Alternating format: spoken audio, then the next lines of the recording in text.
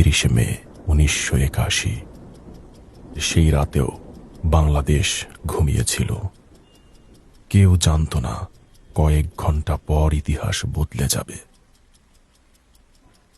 কিছু মৃত্যু শুধু একজন মানুষকে থামায় না, থামিয়ে দেয় বহু অসমাপ্ত বাক্য, বহু পরিকল্পনা, বহু মানুষের স্বপ্ন। তারপর আসে সেই সকাল, এক অদ্ভুত নীরব সকাল। চারিদিকে ছড়িয়ে পড়ে একটি সংবাদ, আর একটি দেশ কিছুক্ষণের জন্য যেন সব কিছু ভুলে যায়।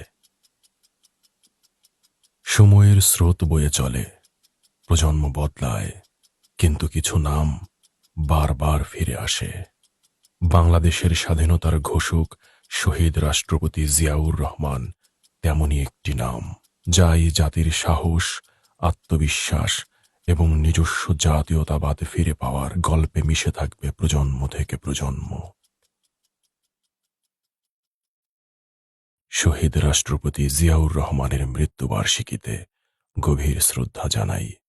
মহান আল্লাহর কাছে প্রার্থনা করি তিনি যেন তাঁকে ক্ষমা করেন, শান্তি দান করেন এবং বাংলাদেশের প্রতি তার অবদান উত্তম প্রতিদান হিসেবে কবুল করেন।